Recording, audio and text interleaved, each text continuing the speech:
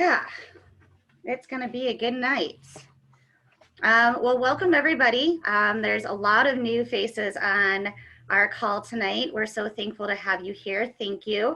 My name is Becky Megas, and she, her pronouns, and I am one of the co-founders of Women in Sustainability. And I am moderating tonight with Beth Birchfield, who is the other co-founder with Women in Sustainability. Women in Sustainability is an inclusive organization that brings together women and allies who are passionate about environmental sustainability to connect, learn, and collaborate to fight climate change and social injustice through education and advocacy.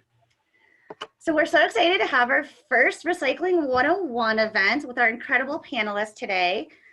Recently, we started partnering with EcoCycle and Denver Eco Leaders, who you'll hear from Jasmine later. And we were doing some litter pickups locally and realized that there's a lot of confusion of what can go into the single stream recycling. And so we started talking and we decided it would be a great opportunity to do some education around recycling prior to our next cleanup, which is the Cherry Creek Trail cleanup on October 25th at 11 a.m. And we'll provide more information for that later. Oh, Ari is on it. Thanks, Ari. So we are super excited that we're going to be able to talk about recycling tonight and then hopefully provide some education, not only for you in your personal life, but for our upcoming cleanups as well. For that, I'm going to go ahead and pass it over to Beth. Awesome. Thanks, Becky. As Becky mentioned, my name is Beth Birch, her pronouns. I am the other co-founder of Women in Sustainability. First, I'd like to thank all of our partners helping us organize these two events, including EcoCycle, our Auraria Sustainability Campus Program, Waste Management, One World, One Water, Five Gyres, Inland Ocean Coalition, GFL Environmental, and Into the Sea. We couldn't be more excited to partner with all of these amazing organizations. And we just love that so many people got so excited to get on board with doing these cleanups and getting out information. So we're super thankful about that. For the first hour, we'll hear from our expert panelists about the recycling system. And then the last 20 minutes or so, we're gonna open up to questions from our panelists from our audience. A couple of quick guidelines. We will be recording tonight's event. We are already recording now, so we totally understand if you want to turn off your video, but of course we'd love to see your beautiful face. We will be utilizing the chat throughout the event as all participants will remain on mute. Anytime that you have questions, comments, or you like something you heard, please feel free to post that in the chat. There will be a lot of information covered in the first hour, so we just ask that you try and hold your questions till the end, just in case, so that we can cover them. But of course, go ahead and utilize the chat as much as possible. And then as with all Women in Sustainability events, we'd love to show support for our panelists. So feel free to show support by clicking your fingers or waving your hands or clapping your hands if you have your camera on, or using the emotion buttons or posting it in the chat to show support for our panelists. Because we know not having as much feedback on these Zoom calls can be a little bit tricky. So these panelists are providing us their time tonight. We just want to give them a little love. Finally, we have a lot of attendees tonight. So why we want you to ask a lot of questions, comments, please make sure that you allow for some space for conversation, others to join as well. And then please show respect in your comments. And of course, if you have any issues at any point, reach out in a personal chat to you. So with that, I'll go ahead and pass it back over to Becky.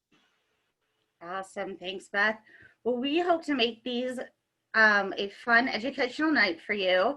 Before we start, we have a quick question for you on what you guys think of as your comfort level for recycling.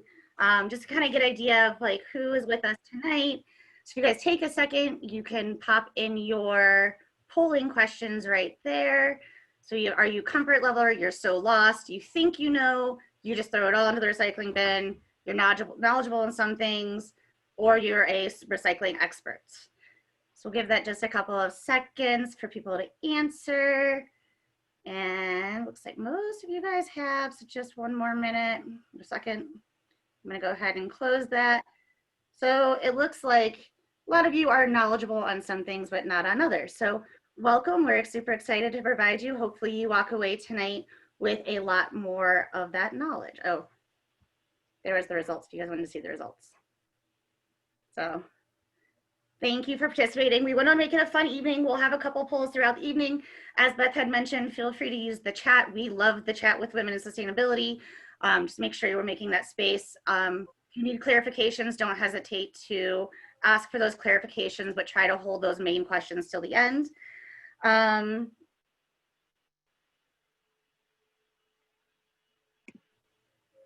you were on mute there for a second. Thank you. Just something before we start. So there's a lot of jargon when we talk about recycling. And then we were in our meeting a couple weeks ago and we realized we were all talking the jargon with each other, and we wanted to just make sure that you had some clarifications on what our jargon is for tonight. So first of all, our front range is the urban corridor in Colorado, which contains Denver, Colorado Springs, Pueblo, Boulder, and some other suburbs. This is important to this conversation tonight because of the fact that we are talking specifically about our front range recycling. Our mountains have a little bit of a different recycling structure. So we just want to make sure we understand that this is specifically speaking to these areas. A MRF, some of you may have never heard that. It's a word that these three women will use probably quite a bit tonight. It is a materials recovery facility. Our end market is where a manufacturer that buys recycled commodity and turns it into something else. Contamination is basically when we throw something into the recycling bin that is not sorted properly or cannot be cleaned out, like a peanut butter jar that's still full of peanut butter, water bottles that still have water in them. Diversion is, we'll talk about diversion rates. It's basically just keeping things out of the landfill. Wish cycling, something that you want to be recyclable but may not be, that kind of relates to your contamination. Bottle recycling or closed loop recycling, a lot about when a product can become another product and be used over and over again. And then dead end recycling is where it can be turned into a product but will be garbage at the end of its useful life. So these are, our panelists will explain this a little bit more later on, but just wanted to use some terminology. If we use terms during this event, don't hesitate to pop into chat and say, hey, can we clarify what this is a little bit? We'll be happy to do that. And we are Beth. Did I lose her? Oh, sorry, I was on mute.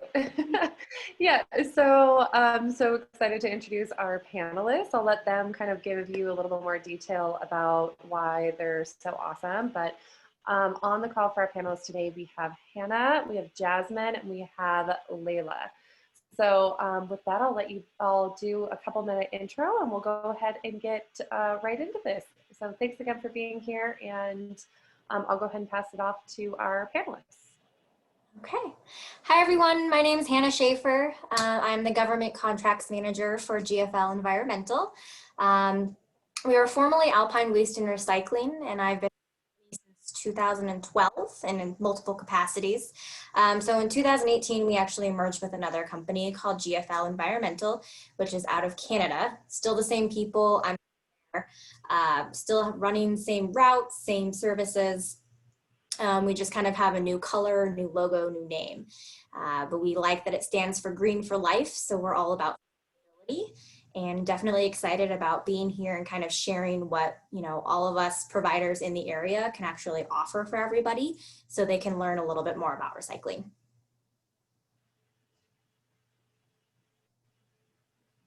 Hannah and Jasmine. Hey everyone, I'm Jasmine. I am an outreach coordinator with a zero waste nonprofit, which started in 1976 called EcoCycle. So EcoCycle actually launched one of the first 20 curbside recycling programs in the US.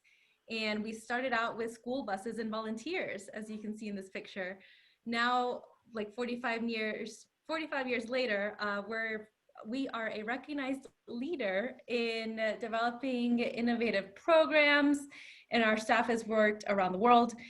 We do a lot of really cool things, like we run the Boulder County Recycling Center, which processes more than 60,000 tons of recycling a year. We also started one of the first, or the first rather, Center for Hard to Recycle Materials in the nation, where people can take hard to recycle items like mattresses, electronics, appliances, and even yoga mats. So we also have a robust schools program. So we work with schools in Boulder County to teach kids the importance of recycling. We are at zero waste events, so like local festivals and other events, educating residents around what goes where, empowering people to change their culture and what they currently experience at events. And I'm a part of the campaigns department, where I help educate the community with peer-to-peer communications. We have over 1,000 amazing volunteers called eco leaders that are trained in all things zero waste to help their neighbors, friends, and networks understand the need for zero waste and participate in community programs. So if you go to the next slide, I am a part of the campaigns department, where we advocate for better city and state policies. So I'm currently working on the Zero Waste Denver campaign, which has two goals. One, to change the city's waste system to a pay-as-you-throw model, where recycling and composting are incentivized and landfilling is disincentivized, and requiring multifamily complexes and businesses to provide recycling and composting to everyone. So our goal is really to make recycling and composting easy and accessible to everyone through policy.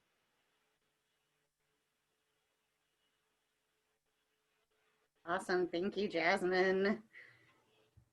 And Miss Layla.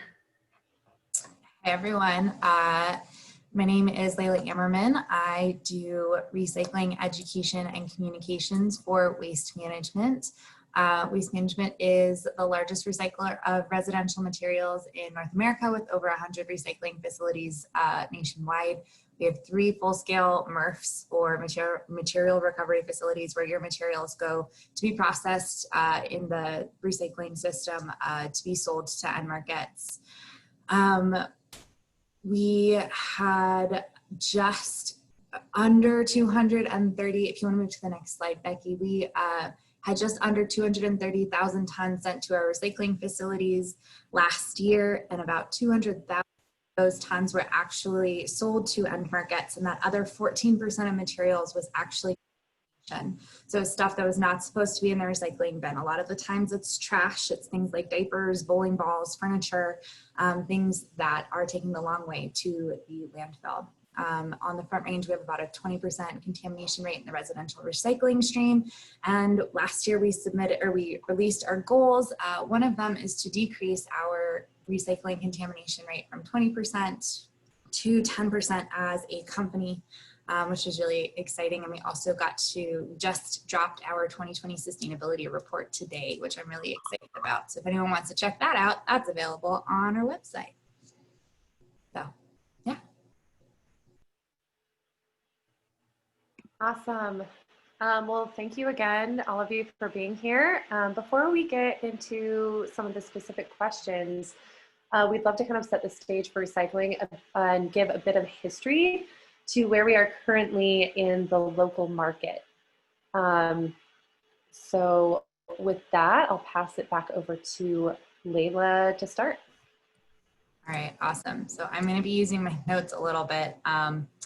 So feel free to ask me, Beth or Becky. So I'm going to try to give you as much time as I can, or as much information as I can in a short amount of time. So we've heard a lot about China in the news over the last couple of years and what it has to do with recycling. So a little bit of background.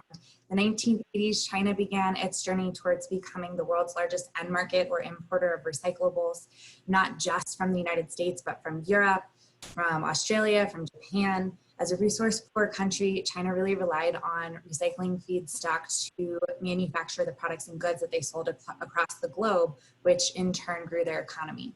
It proved a lot cheaper to import recyclables, even poor quality ones, from developed nations than to develop their own recycling and waste infrastructure. And recyclers found a huge customer willing to pay a premium for recyclables. So it created a win-win situation for recyclers and processors in China. Throughout the 2000s, China imported about 50% of the world's paper and plastic products, about 25% of the world's overall commodities.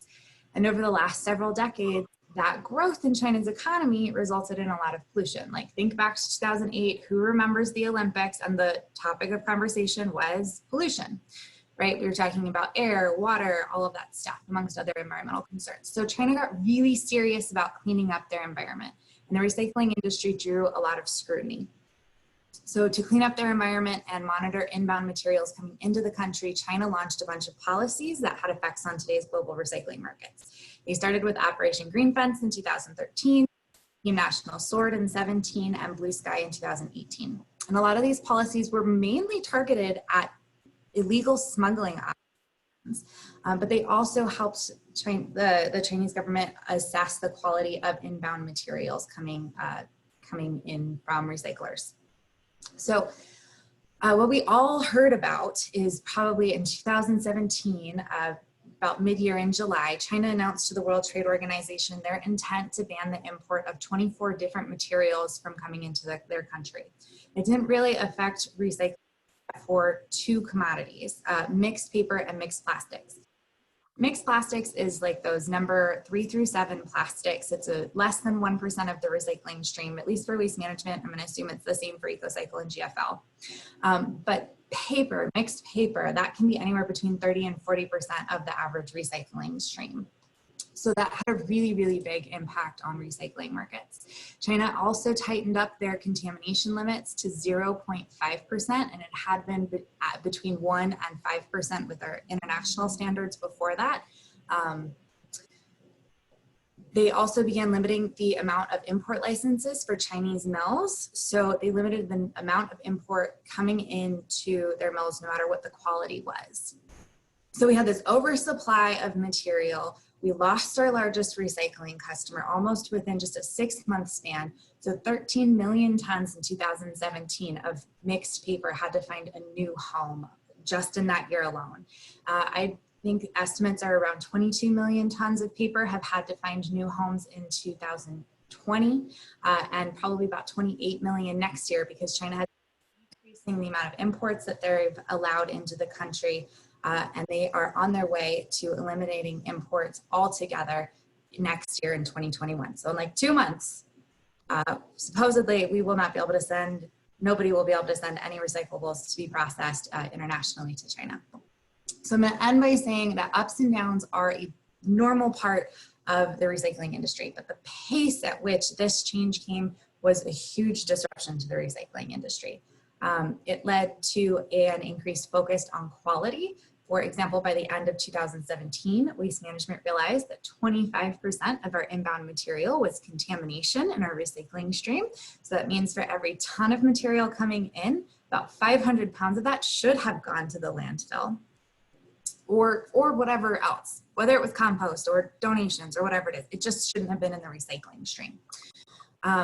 So to meet these new quality standards, recyclers who could afford to stay in business added new equipment, they added more people lines, they slowed down their lines, so our costs went up while our commodity prices went down. However, it is not the end of recycling. Really, really big growing pain. So that's what I have for you. I hope that wasn't too fast. And on to the next. Okay, so Layla kind of set the stage for like what happened over the last, I'd say 20 years, 5 years, 3 years.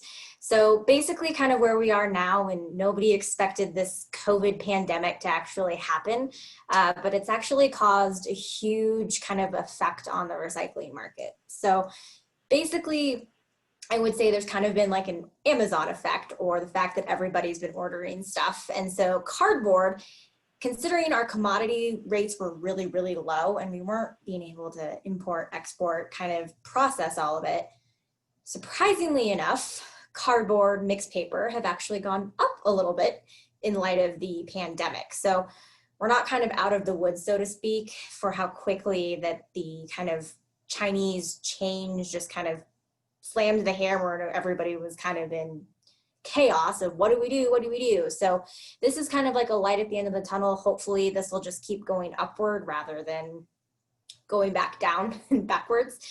We're hoping that across the country that like mills will come online directly in the US, so we don't actually have to send stuff out.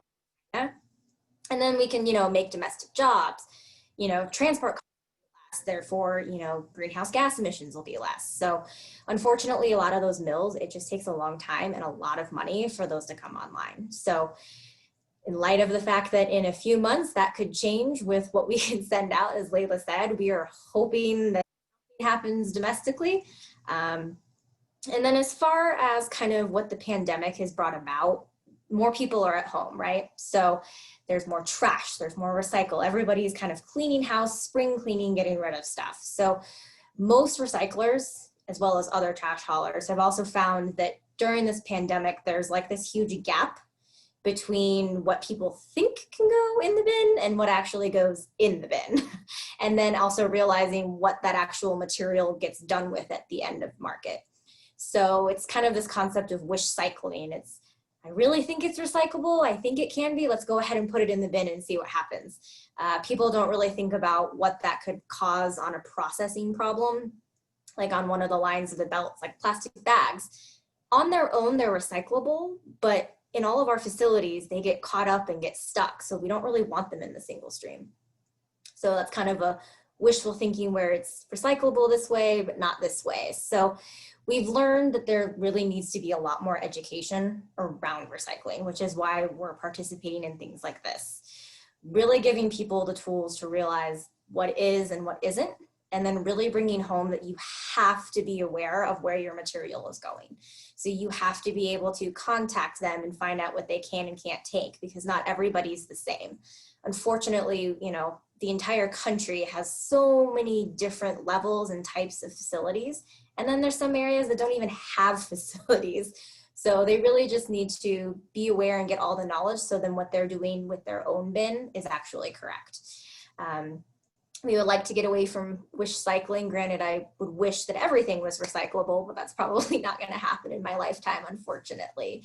So I would say contact your provider and don't wish anymore, but actually know, and put it in your bin. I guess, Jasmine, if you want to take the next chat.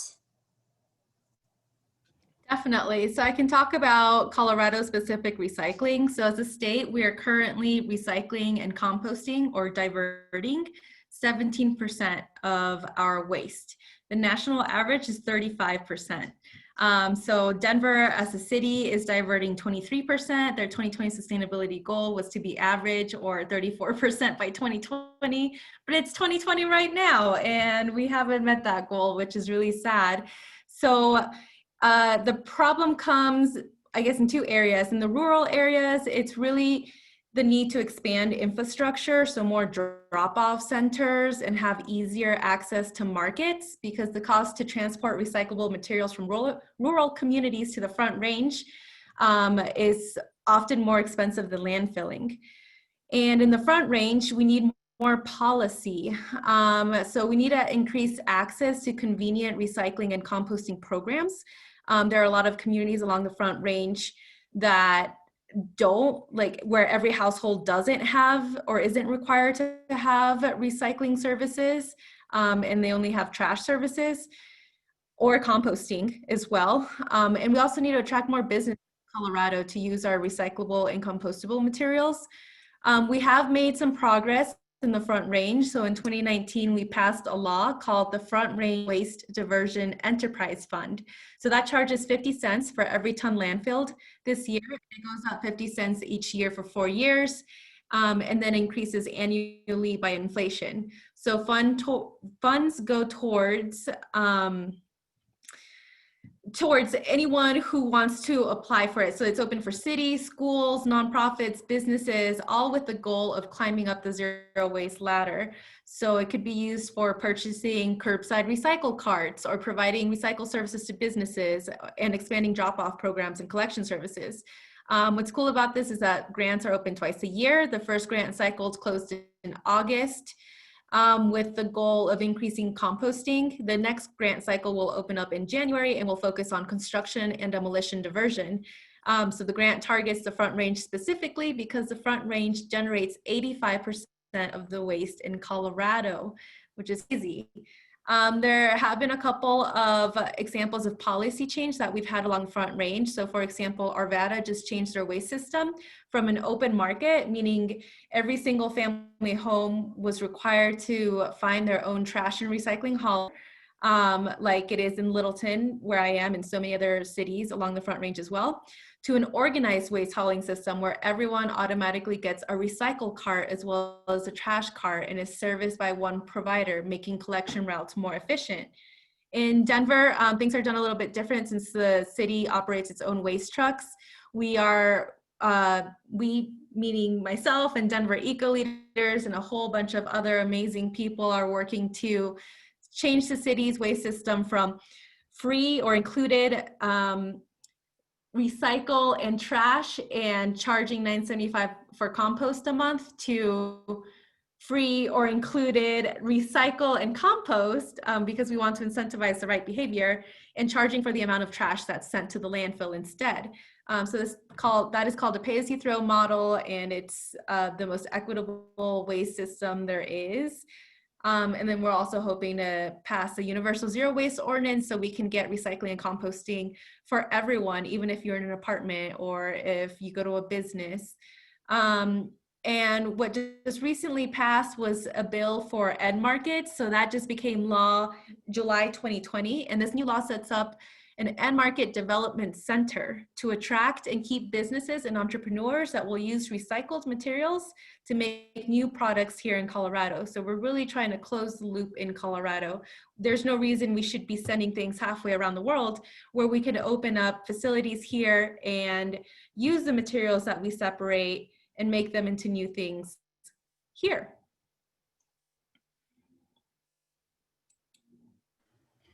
Thank you, Jasmine. Thank you to Hannah, Layla, and Jasmine for setting that stage. 85% in the Front Range of waste. I did not even realize that. That's crazy. See, we all learn new things every day. So, well, I appreciate you guys setting that stage and giving us that background information. I'd love to get into some kind of more specific questions. And Jasmine, we're going to start with you. Can you give us some insight into what makes something actually recyclable? Definitely. So first and foremost, we need to have a buyer who will use that material to make something new. Then second, the sale of that material needs to cover the costs to collect and sort the material. If those two requirements are met, the next requirement is that the recycling facility, or MRF, have to have the capacity to sort the materials and meet the needs of the market, for example, quality standards. Finally, there needs to be convenient collection programs to collect the material and incentives to recycle it. So market access is extremely crucial in determining if something is locally recyclable. So where is the market and how far away is it? How much will transportation costs be? We need domestic markets, not markets in China. The whole premise behind recycling is to create local jobs and to keep materials within our society. There are two types of recycling. True recycling, or bottle-to-bottle recycling, aka closed loop recycling, and dead end recycling. So closed loop or bottle-to-bottle recycling will be kind of like it's not literal, but it could be like an aluminum can to an aluminum can, or something comparable. So like an aluminum can to a pie tin can, or tin pie mold, whatever that's called. And then dead end recycling is where something gets turned into one product, like for example, carpeting, or maybe certain items of clothing, but after that one product, it can't be recycled again. It's garbage at the end of its life cycle.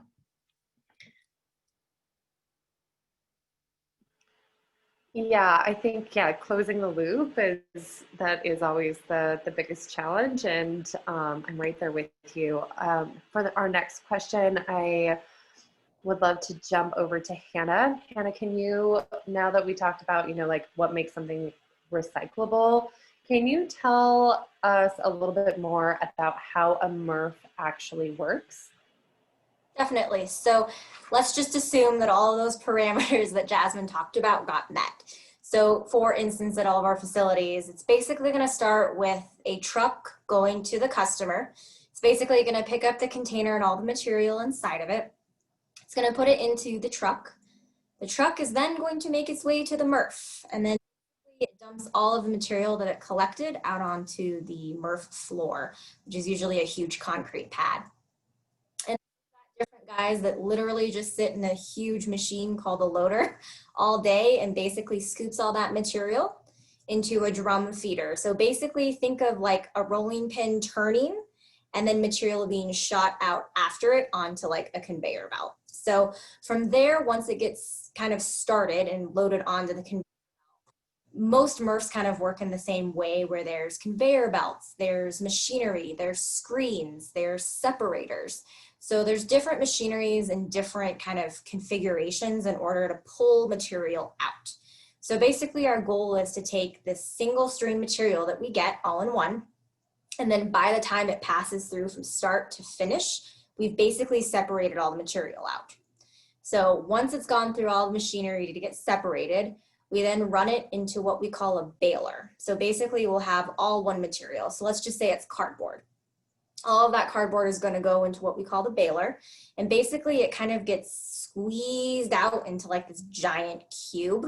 It's wrapped in wire. And then the end buyer that we have for that material, we then send it out to them. So that could be by truck, it could be by rail line. For other recyclers that are out on the coast, it could be by ship. So basically it starts all as one in the truck, and then by the end it's going to be separated material ready to go out to our end buyers.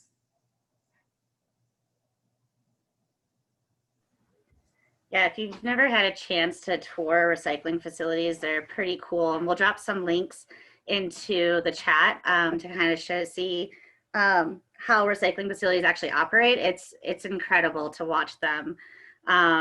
It's a lot of fun, actually. I have fun with it. We were saying earlier, like, we're all kind of nerds. We love recycling, so it's fun for me. Awesome. So thanks for Jasmine and Hannah for talking more about the MRFs. But Layla, can you give us some insight into what can actually go into the single stream recycling bin that is commonly recyclable for waste management, GFL, and EcoCycle? So for all three facilities, we recycle our bottles, cans, paper, and cardboard. So bottles is going to be like your glass bottles, the stuff that like an Izzy or Coca-Cola would come in, not like your dishware glass. That's a different kind of glass and can't be recycled in your bin at home.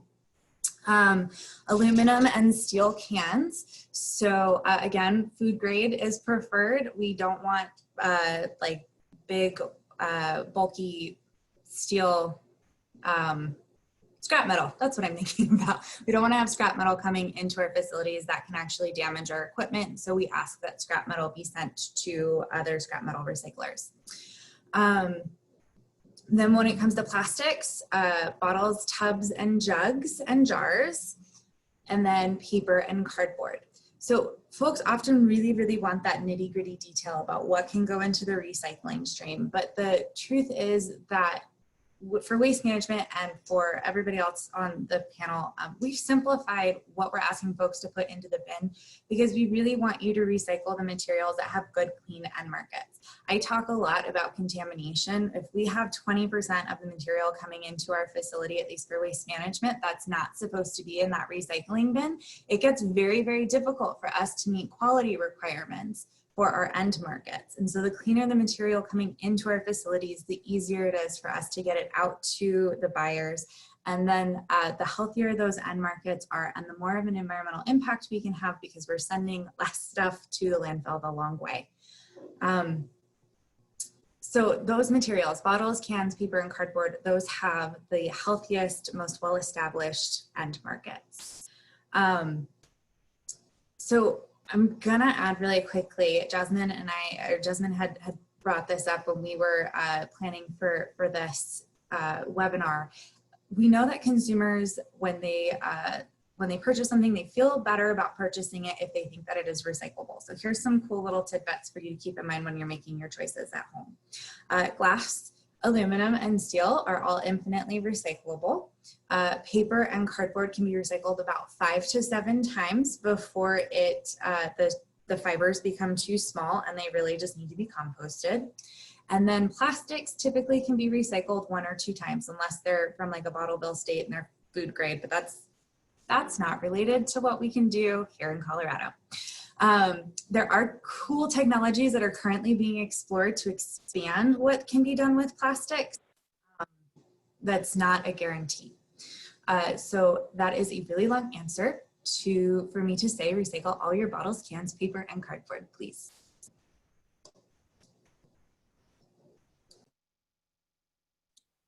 Yes, and I can hit on plastics a little bit. Let's get into plastics here because that's definitely the thing that throws us all for a loop, I feel like. So recycling plastic becoming more difficult with record low oil prices, the lack of companies using recycled products to make their products, and the growing glut of different types of plastic packaging. So the plastics recycling that currently exists is largely due to niche markets like recycled carpet that cannot possibly create enough market demand for the supply of recyclable plastic out there. So how do we recycle plastics? It's producer responsibility. The plastics industry must take responsibility for creating and funding a systematic approach for stemming the tide of the obscene amount of plastics that fill our markets, shelves, and later our oceans, our rivers, our rain now. There's a study by a professor over at School of Mines that looked into rainwater and found a plastic fiber, like microfiber in the rain, which is insane. But at the MRFs, we usually say shape. Think about the shapes and not the numbers. So we always say bottles, tubs, jugs, and jars. And if it has that 3D shape, it can definitely, when it goes to the MRF, be separated and it'll go to different markets to be made into different things. As I mentioned earlier, that difference between true recycling or bottle-to-bottle recycling and dead-end recycling, where it's recycled 1 or 2 other times, that's plastics right now. So right now, like some plastics can be shredded up and made into fibers, so like polyester or acrylic fibers, that's made out of plastic. So it's very important for you to read your clothing and see what it's made out of, because it'll give you an idea. When we wash our clothing, you know, microfibers get out into the wastewater stream, and the wastewater facilities don't have the technology to filter out microplastics, and so we get them in our waterways. We even have them in our bodies, which is super scary to think about. Some other plastics can be made into, like it can be shredded and made into countertops or parking stops. So the fibers would be made into like clothing and carpet. Let's see.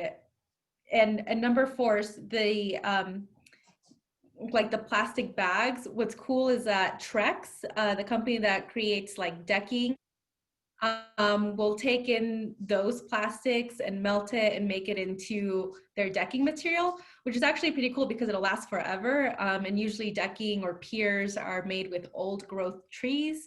So that's something that we want to support. But again, it gets a little bit tricky when it comes to single stream recycling because we don't want any plastic bags in the single stream operation, because they're so lightweight. All plastic films are so lightweight, it can easily catch a gust and get stuck in between the recycling gears over the machine. So definitely do take those to your grocery store. Awesome. Yeah, I remember when I went on the tour of the MRF with Layla, it blew my mind that everything that I was throwing into the recycling that was smaller than my fist never like made it through. Even though I had the recycle symbol, like I thought that I was a person that knew what I was doing, and it totally blew my mind. And on that, I was just, Hannah, is there anything that you'd like to add as far as recycling tips, or you know, where you think the most common confusion is in recycling? Gotcha. So I would say the biggest tip for anybody and everybody, contact your local recycling facility. Make sure you know what they can and can't take. So that's number one. As far as our facilities here in kind of the Front Range Denver metro area, biggest thing we do not want, and it's already been mentioned a couple times, is plastic bags. I know that we have experienced, and I'm sure it's the same at Layla's, that the machinery that we have, those plastic bags actually get tangled up, and it's kind of like vacuum, long hair in a vacuum. It gets stuck in there. So you have to turn the vacuum off. You got to clean all of that out. So if we get too many plastic bags, it can shut our facilities down. And in a market where we have to have less than 0.5% contamination, we have to be running constantly, and we're already running slower than normal. So any kind of hiccup that could shut us down for even an hour or 2 hours is going to cause a huge, massive problem. So there's that no plastic bags, big no, no, no. Other thing, flatten your cardboard. A lot of times people don't think about it, but as far as our capacity in our trucks go, we really want all of that material flattened, and that's going to give you more space in your guys' containers. So flatten all your cardboard boxes, all your chipboard, that kind of stuff. And then one that we all agreed that was kind of like basically the opposite of what everybody was told growing up was that we don't want your aluminum cans crushed.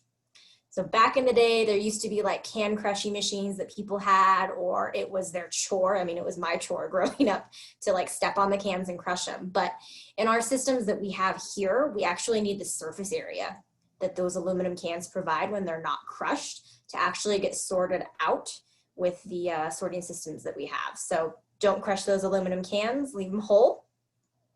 And then the other thing too is a lot of times people are like, oh, you guys can't get, you had mentioned like stuff that was smaller than your fist, it didn't make it through the system. So things like bottle caps are really, really small. But if it's the same material, like a plastic water bottle with a plastic lid on it, make sure it's completely empty of water and then keep the lid on it and it'll actually get recycled. So because it's attached to something that's bigger, that's meant to be, it will make it through the system. So those are kind of some tips for you guys recycling out here. Those are some fabulous tips. And as I mentioned earlier, I toured the recycling facilities 3 times last year because, yep, I'm a nerd. 2 of those 3 times that I toured it, the plant was shut down because of plastic bags. So it is really, really, really important to know not to recycle your plastic bags in your curbside recycling bin. Because it causes a lot of problem, and not just the shutdown, but it's money that they're spending for these shutdowns. So just be considerate of that. This has been some great information. You guys have been a wealth of information and knowledge, and I know we got a lot of questions coming in. We've been trying to answer them as we go. But so quick question for you, Layla. So there's a lot of companies, and I think somebody asked this in the chat too, a lot of companies are starting to introduce new sustainability goals that revolve around recycled materials or making their packaging more recyclable. So how do we add something new to our recycling streams? That is a really good question. So to actually add something new to the recycling, I'll start by just reiterating what you've probably already, what we've hopefully heard. Something can technically be recyclable and not actually be acceptable in your single stream bin. So as Jasmine and Hannah have said, for something to be recyclable, it's got to meet a couple of criteria. So can we collect it? Can we sort it? Can we sell it? So collection's easy. It either fits safely into your cart at home and into a recycling truck, or it doesn't. With sorting, hopefully folks in the packaging industry will create new packages that will work with existing MRF infrastructure. They'll think about whether their packaging is flat or round, heavy or light, magnetic or not. If something isn't recyclable with the current infrastructure, then we have to start thinking about, okay, can that technology be created? Can it be installed economically across the country? Keeping in mind that MRFs from within the same company, from city to city, they don't have the same infrastructure. We have a dual stream, a commercial and a residential recycling facility just in the state of Colorado, where Waste Management does alone. Add on top of it that EcoCycle has one, and GFL, and you get it. And recycling infrastructure is expensive. It varies from MRF to MRF. Waste Management has worked with organizations like the Association of Plastic Recyclers and the Sustainable Coalition to help producers understand packaging recyclability. We'll work with brands, producers, packaging designers to provide input on recyclability by, we'll have conversations, we'll provide tours, we'll encourage samples to be sent over for testing. And then the last question comes to marketability. And I know that Jasmine's talked about this, but I'll just say it again. There needs to be enough volume to fill a shipping container on a regular basis. There needs to be a viable end market with a buyer who hopefully will pay a price that covers processing and shipping costs in an ideal world. And then we want a recycling market that will withstand the test of time. I've seen a couple of markets that have opened up for a year or 2 or 5 and then they disappear. And it's really hard to add something to the recycling stream and then to remove it. So we don't want to add something for a year and then take it off, because then it causes confusion and it causes a little bit of disillusionment with the recycling system. And we don't want that. And I'm going to end by saying that something isn't truly recycled when you put it in your recycling bin. It isn't truly recycled when we sort it and process it at the recycling facility. The cycle's only complete when the material is turned into a new product. Closing the loop requires those robust end markets for recycled materials. And I know Waste Management remains committed to helping develop and promote those end markets. And I'm sure that the other recyclers on the panel are committed to that as well. Recycling is just so much more complex than we think it is. It's not just let's add a new thing to the bin and we're good to go. It's complex and it's really, really interesting. There's a lot that goes into it. I hope that answers your question. Thank you, Layla, and thank you to all 3 of you again. I mean, you have complex jobs. I'm very fortunate that I'm friends with you guys and I get to talk to you in different settings, but even listening to you tonight, it's complex, and appreciate, recycling facilities and doing everything they can to get out there to help find those end markets and being committed to that. So I thought I'd have a little bit of fun for a second. So I want to know from all 3 of you, what is the weirdest thing that you have found in the recycling stream at your facilities? I know there's some stories. There are. I'll start off, and I'll start with something very PG. At one of our facilities, we had $3,000. This was in Arizona, that just came down the line, and we took it to the police. And nobody claimed it. So we ended up donating it to some organization that was working with environmental sustainability. I couldn't believe it. Somebody didn't want $3,000 that they lost in the recycling. Wow. That's all I can say to that one is wow. You gotta wonder if it was attached to something that it was not clean, then you wanted to claim it. I know. But, I think the weirdest one that also caused a lot of damage for us was we had about, I don't know if somebody was cleaning out their garage or what, but we had about 5 bowling balls all come in at the same time. And they're heavy, so they cause damage. I'm sure Layla's had it too. It's ridiculous, but something that I'm like, why would you think that's recyclable? What scares me more than when they get on the machines, though, is if they were to ever get under the wheels of a loader, because then they become a cannon. Yep. It's really scary. It is. I mean, it's just like when people put 2x4s, they think wood is recyclable. If we compress that in our trucks, it's been known to shoot through the sides of a truck. So be careful of what you're putting in the recycling bin. Definitely be careful. And with wood, that's a different type of recycling. That's composting, nature's way of how to get rid of waste, organic waste. This, I guess, on that scary, spooky track, anything that can cause explosions, so lithium batteries, that's really scary, especially because we have real live people working at these machines. Their main job is to look for these big, bad, scary things that can harm this multi-million-dollar piece of equipment. And so it's their job to take things away. And so even small things like needles, that could be really scary for people working there. That's why we always ask folks to rinse their recyclables as well. We don't want any like rodents or insects or mold coming up and, harming our workers as well. So anything that can harm the workers or the machine, we don't want. The scariest thing I ever saw was actually a hose, and it was starting to get wrapped up in between the machine's gears. So we always say we don't want any tanglers. So those could be Christmas lights, headphones, and in this case, a hose. And it was so scary to see it get wrapped up in between the gears and see the worker battle against like trying to pull the hose. And it was really a scary moment. So yeah, there's that for spooky month. Yeah, because at the end of the day, for all of us, all of our facilities across the country, everything, safety is number one. We have people and workers inside of there. So we want people to also think about that when they're putting stuff into the containers. If it's something that's going to cause a problem, like imagine if he was hanging onto the hose and got yanked into there, or if Layla was saying a bowling ball just shot and, impaled somebody. So think about safety before you put something in the recycling bin. I want to just add a little bit of color. For folks who haven't been to a recycling facility, Waste Management's facility handles 35 tons an hour, and I think GFL is about the same there. So we're not talking about small volumes of material. I feel like some people have this idea in their head of like maybe what recycling used to look like with people kind of sorting stuff by hand.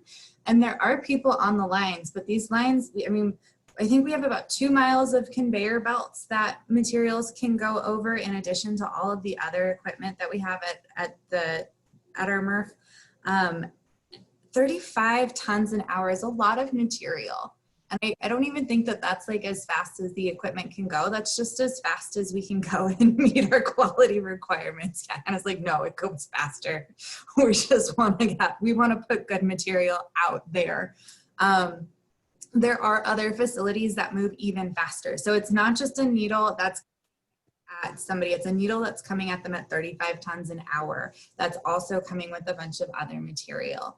And it's a manageable load of material in front of somebody, but it's also, it's a lot of material.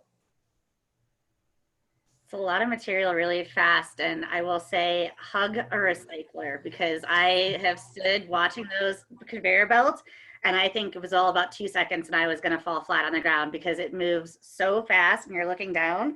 So yes, hug a recycler, let me tell you.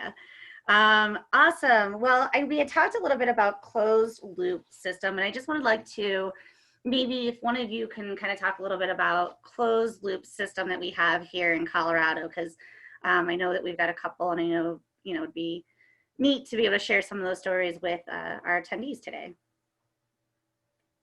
I know Jasmine, you and I were talking about it earlier. Do you want to take it?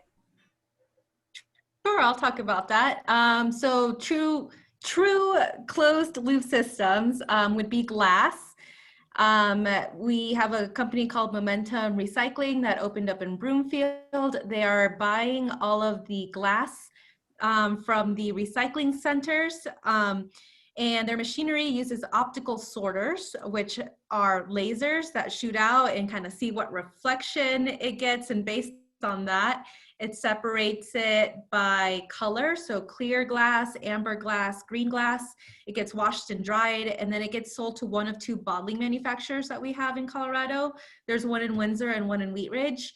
And so those bottling companies are buying back this clean glass, they're melting it, and they're making you beer bottles out of it. So you can have like a glass piece that you put into your recycle bin, could be back in the grocery store shelves in as soon as 60 days, I believe, or 90 days, 60 to 90 days. Glass. I think it's 30 for glass, actually. Yeah, at least. Layla and I looked it up. Yeah, in the state of Colorado, it's 30. Aluminum is 60, but not closed loop in Colorado. But yeah, glass is 30 days. Yes, and what's awesome about glass is that it's infinitely recycled or recyclable. You just melt it and make it into a new product again over and over and over and over again, just like you would with metals. And talking about metals, in Pueblo, we have Everest Rocky Mountain steel that uses scrap metal to make new steel. So I think that's pretty cool. A cool piece of infrastructure we have here in Colorado.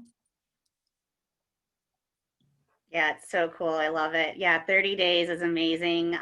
It just, you know, hopefully with the end markets bill, we'll start to see more of that, those types of companies blossom in Colorado, which is very exciting. So are you guys having fun? Are you guys learning? Do you feel like you kind of are starting to figure it out? Are you still like, I don't know? Whatever, you know, I mean, we, the four of us, could sit here and talk about recycling all day. So hopefully you guys are learning something.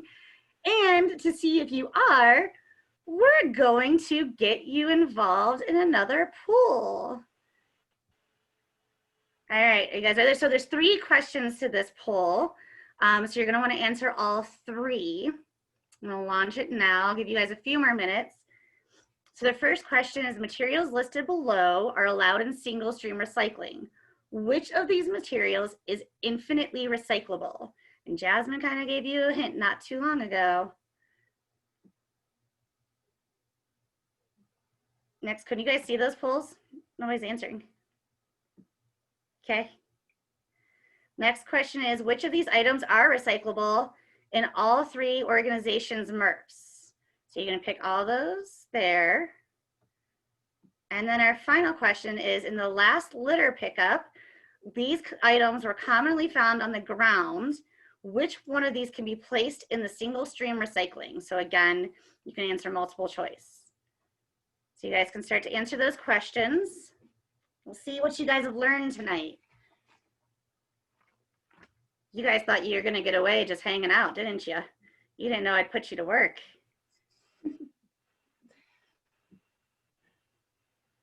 I mean, it's a Tuesday night. We gotta have some recycling fun. All right, we're about 42%. We can let it keep going for a minute. You guys are starting to move and answer the questions.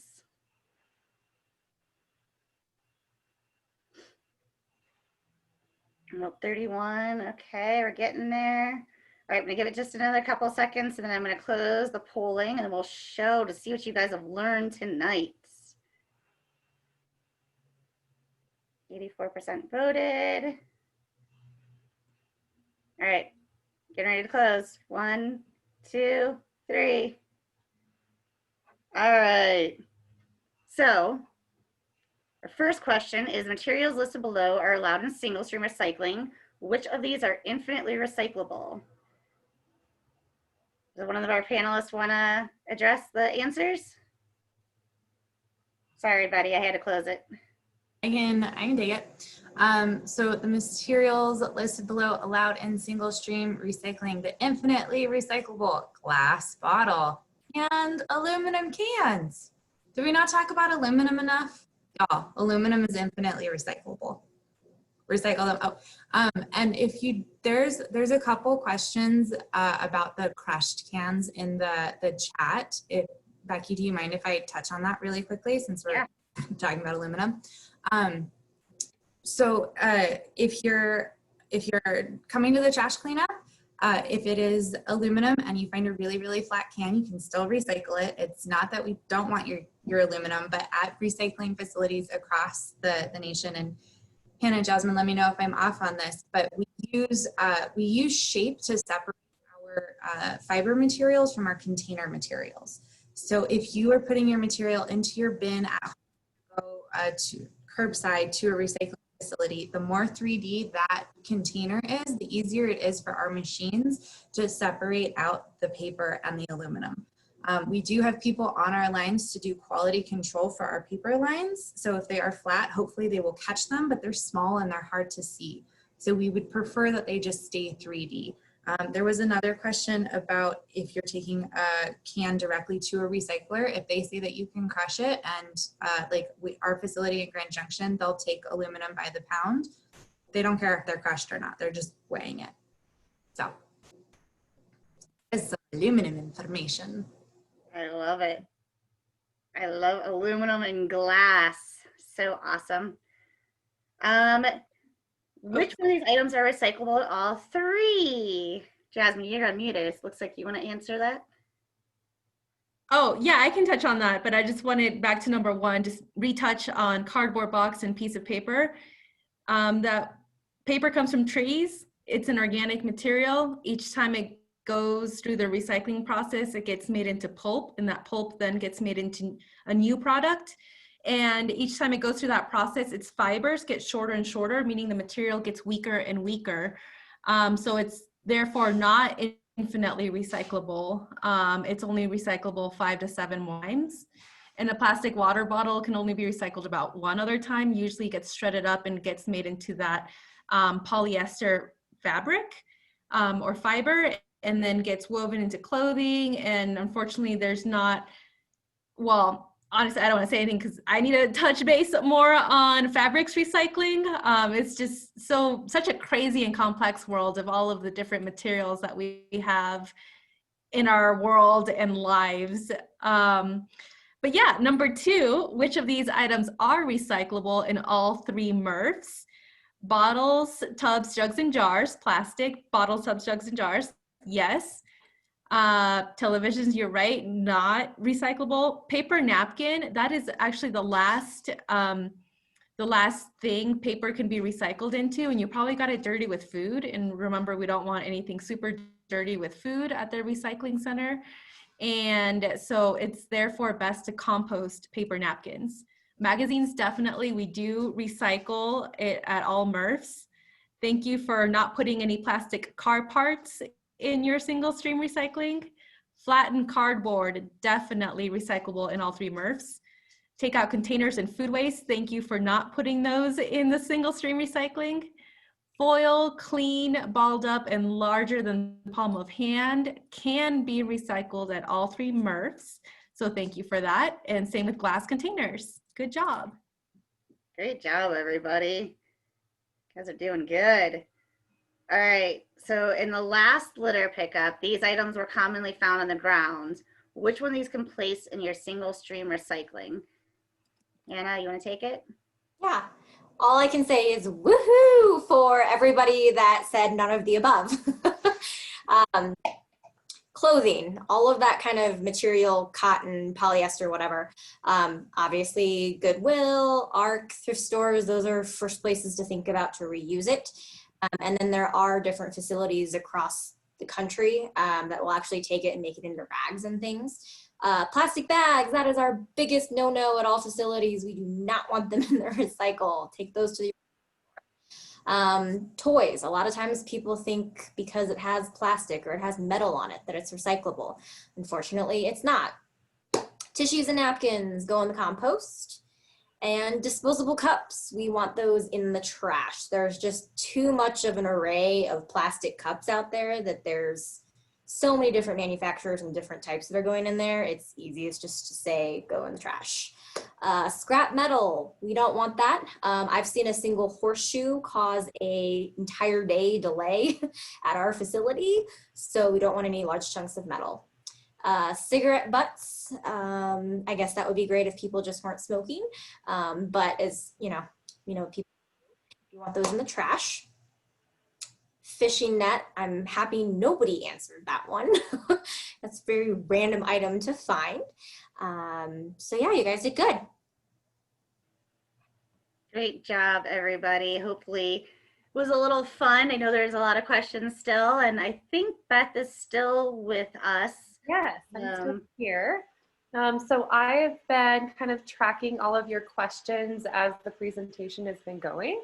And so I'm just gonna kind of rapid fire some of these. We had a ton of questions that are within the same thread on just what do I do with this? Is this recyclable? So I'm just gonna name out to start a bunch of the different items, and any one of you that want to jump in and just clarify what to do with it, go for it. So one of the most common ones that we got questions on are things like milk cartons, ice cream containers, the Starbucks coffee cups, and like the small milk jugs. So that is on your recycler. Those kinds of materials, like the cups and stuff, that's just going to depend on where your material is going. So you're going to have to call your hauler to find out where it's going and what is recyclable. Agreed. Awesome. Perfect. Egg cartons, should they compost or recycle them? You can recycle them. It's really whatever's easier for you, I think. Not the plastic ones, though. Thank you. I was just thinking cardboard. That's like the new thing that is like plastic or the styrofoam ones. No. Just it's like the chipboard paper fiber kind of stuff. Been there. On that, styrofoam. That's going to depend on your recycler, but in general, I would say more times than not across the country, it's a no.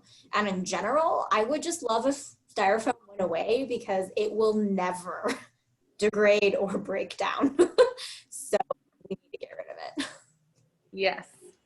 So that's actually an exciting thing that may be happening at the 2021 state legislature. Last year we introduced, or I think for the past couple of years, we've been introducing, we being Recycle Colorado, have been introducing a ban on styrofoam. But hey, third time's a charm. I think we can do it and finally ban styrofoam. Actually, that was one of the questions was, is that bill going to be reintroduced in 2021? So yay, I'm glad that you've answered that. What about leaving labels on? That's fine. Typically, yeah, typically it's fine. For people that have been putting the recycling in the dishwasher to get it super clean.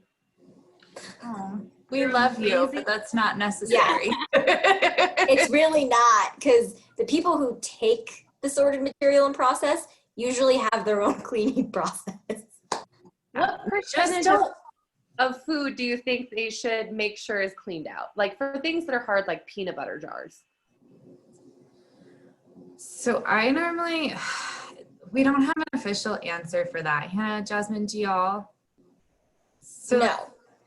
5%, I want to be able to see the container. Like if it's peanut butter, I want to be able to see through the container. I don't want to like be able to use a spoon and like get like a solid scoop out. Yeah, if you can still make like 5 peanut butter and jelly sandwiches, it's too much. Yeah. And a really cool trick with peanut butter, if you actually take eggshells, broken, and put them in there with some water and shake, the eggshells like to pull that stuff off. That's brilliant. I've never heard that before. I'm totally going to use that. That's fun. Compost it. Yeah, and then you can just throw it in the compost. That's fun. So with things like pickle jars that have metal lids and glass containers, separate them, keep them together. Separate. I think, Jasmine, your facility is a little different now, but for GFL and waste management, if it's like the size of your palm or smaller, it's not going to make its way through the recycling facility. So like the water bottle cap is not going to make its way through. But like a pickle jar is usually about the size or bigger. So you can separate those two and put them in. What about lids in general for like plastic water bottles? So you want to keep them together. So we typically say if it's like the same material, like a plastic water bottle has a plastic cap, plastic bottle, make sure it's empty and then put it on and it'll make its way through. Like the pickle jar, if it's 2 different materials, you might as well just take them apart so they can go through. Okay, perfect. What about putting your recycling into a paper bag? We know plastic bags are a no-go, but we got asked, what about paper bag? So I'll take that one. Everything gets kind of compacted in the back of a truck. So when I do recycling audits, a lot of when I first started this role was digging through people's recycling, and like a cardboard, like if it gets squished, everything gets stuck in there. So it becomes hard for us to pull it out. And the same is kind of true for a paper bag. Like it's fine and there's a chance that it's going to break open, but if you can put your recyclables loose into the bin, that's really ideal. Yeah, if you think about like nesting dolls, like if you squish them together, it's gonna be real hard to pull them apart. It's the same thing that happens when you put recyclables inside of recyclables. Perfect. A lot of questions about fabrics and textiles. Any tips on what to do with those? Waste management just started looking into textile recycling. I don't have anything solid for you yet, but keep an eye out. Definitely not single stream. No. Yeah, it's going to be like a specialty, like Jasmine said that they've got like a hard to recycle facility. So it's something that would fall into that category. Yep. And on those specialty hard to recycle ones, we got a few questions about things like broken leaf blowers, broken coffee makers, big things like that. That doesn't go into single stream, correct? No. And it also should not go into your trash. So if it's an electronic, we want that disposed of properly, because actually per Colorado state law, none of us like as trash can actually put that in the landfill. So electronics needs to go through an electronics recycler. Yes, and you can usually find those as well. Yes. Jasmine, what were you going to say? Sustainability recycling in Denver, Nevada are, I would say, the two nearest hard to recycle centers in like the South Front Range area. So I just put the link in the chat. Yes, sustainability is awesome. And we definitely need more hard to recycle drop-off areas. And so that's definitely the goal and wish for the future of like more closed loop systems in Colorado. It's like more infrastructure, like where is the hazardous waste facility here for the Front Range, or, you know, more hard to recycle areas. Yeah, one of the questions in there was things like mattresses, furniture, and I know that there's I forget what the mattress recycler here in town is, but yeah, it's like the I think it's Springback, right? Yeah. Yep. Springback will take your mattresses. Yep. Yes. It costs $18 per mattress though. So just keep that in mind. And another thing that we want to work on is more extended producer responsibility. So ideally, you know, we found that people are way more happy paying money up front to sustainably get rid of their material at its end of life versus paying a lot of money when the material is already junk or trash. And so we just need better systems in place. Totally. Yeah, a lot of room for entrepreneurs. Okay, as you guys have more questions, please put it back in there, or if I missed one of your questions, pop it back into the chat so I can see it, because we're kind of wrapping up on the questions that I had. Oh, shredded paper. Can that go into single stream? No. Oh, it bursts like compost, right? Mm-hmm. It bursts into like, it's like confetti on our glass line. Like, love shredded paper, not in the single stream. Super recyclable material, just not in single stream. So it's literally everywhere. If you go into our facility, waste management facility, you go anywhere, shredded paper is like dusted everywhere. So we don't want it. Collected, it's just too small. And I'll note real fast on that, that's the same reason why composters don't want it either. So don't put it in your compost either. When we toured A1 last year, they said no to that.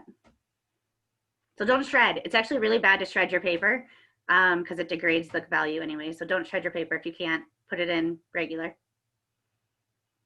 I will add just one like caveat to that, is if you go to like a shredding event or something like that, like if Shred Not is collecting shredded paper for like your community, or like it's going to a specialty shredder, that material can come straight to like our commercial facility and it can go straight into the baler. So not to, very specifically like at home, don't do shredded, but there are ways that it's okay. Love it. Yeah. It's a nice clarifier. Can people stack plastics together to make it bigger than their fist?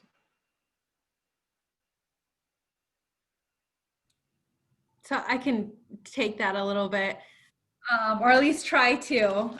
Again, the problem with plastics, there are a ton of problems with plastic. So like EcoCycle as an organization has always been telling manufacturers not to use plastics like 3s, 6s, and 7s. And I hate to bring the whole numbers, but I know that's a whole thing. We always say bottles, tubs, jugs, and jars for what kind of plastics can be recycled in single stream.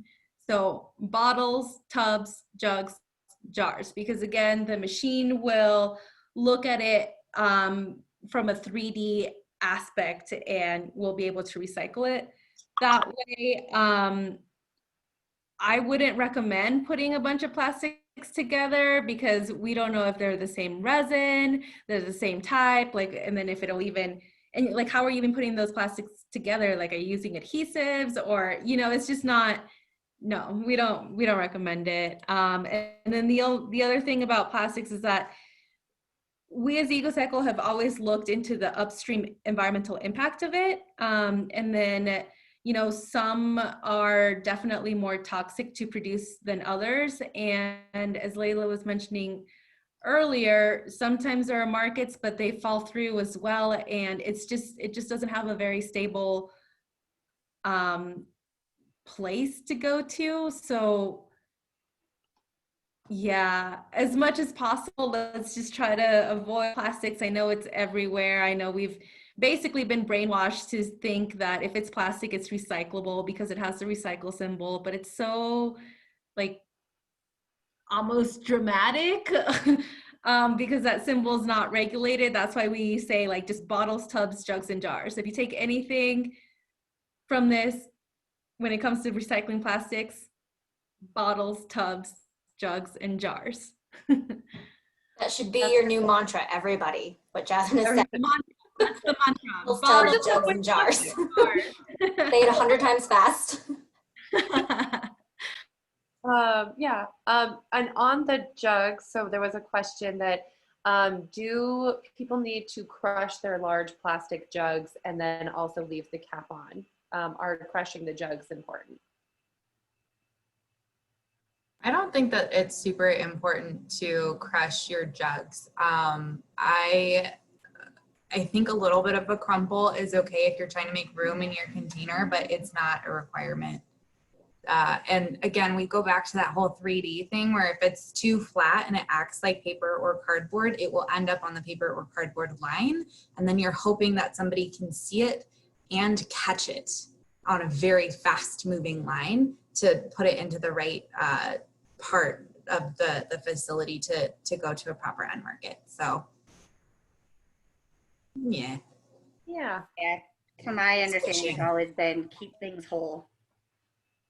Mm-hmm. Except for cardboard boxes. Except for cardboard boxes. Always make things down. It's how we learned English, right? We should be able to figure out recycling. There's always exceptions to the rules. So Right. Okay. I think kind of wrap up those questions. If there's any more like burning ones, we can try to text or respond to them in the chat. But I definitely wanted to leave enough time to ask the three of you our favorite question at the end of every Women in Sustainability event, which is, and feel free to make this recycling related or just your personal belief, but what does the future of sustainability look like to you? I know it's a big question, whoever wants to start. I can start. So when I think about the future of sustainability, one, I see myself on an organic farm. So if anyone's looking for people to come and volunteer and get to know, you know, their organic farm next summer, let me know. But also I think Christiana Figueres is, he's the world you want. Oh gosh, I'm butchering the name of the book, but I really hope that her vision of what our world could look like with everybody growing a little bit of their own food and planting more trees and choosing to try to live a little bit more equitable lives and more sustainable lives is something that we can all get on board with. That's my vision for the future.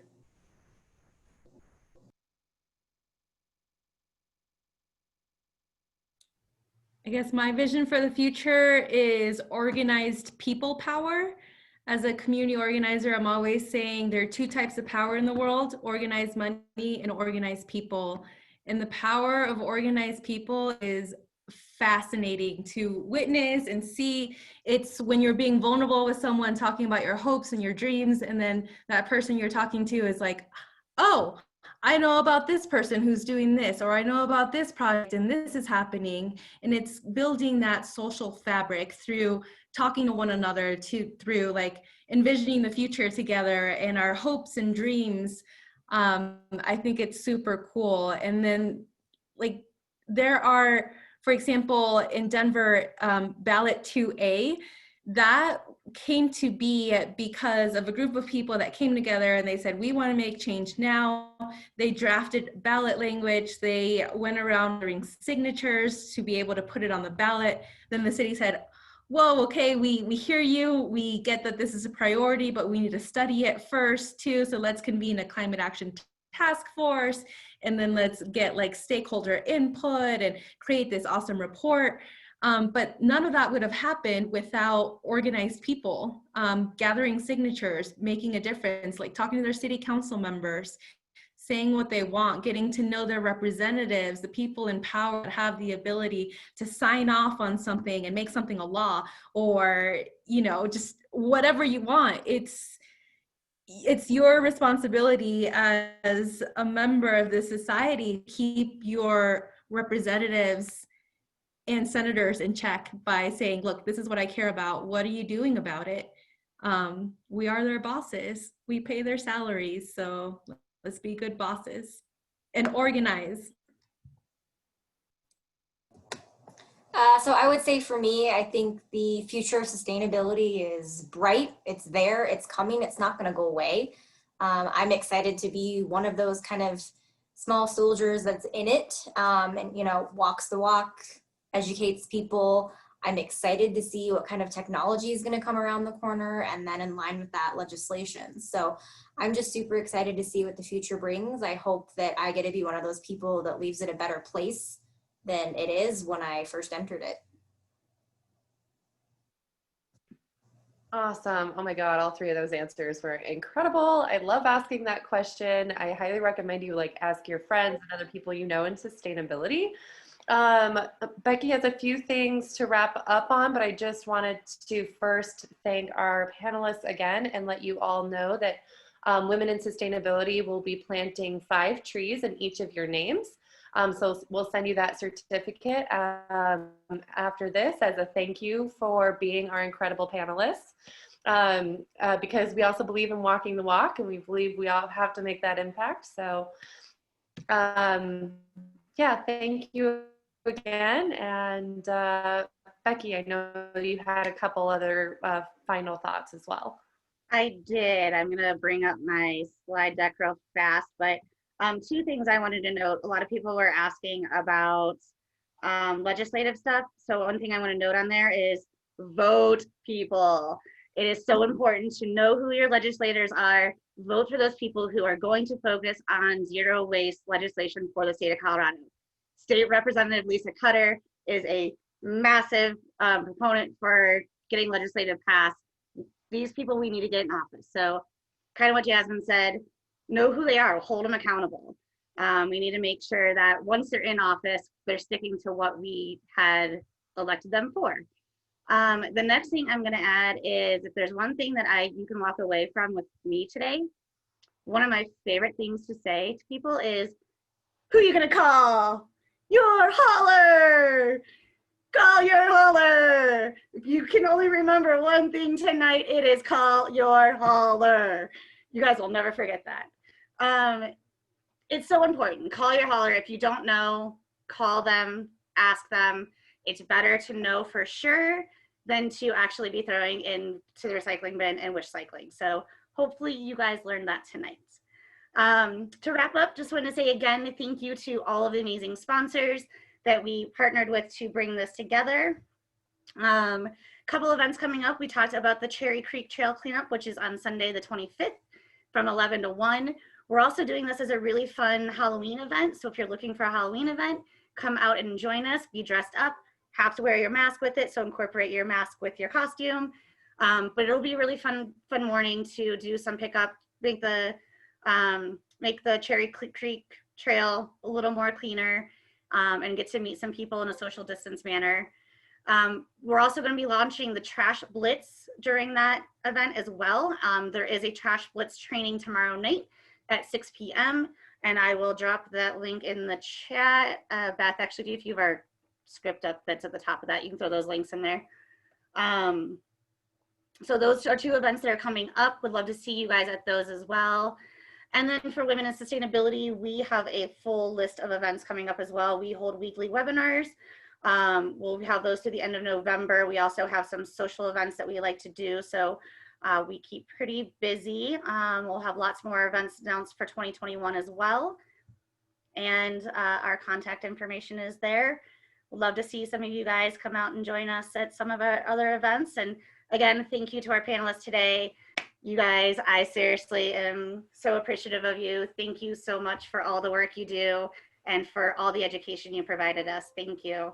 And thanks everybody for attending tonight. Thanks everyone for being here. That's awesome. Having us. We'll stick around for anybody wants to stick around. Yeah.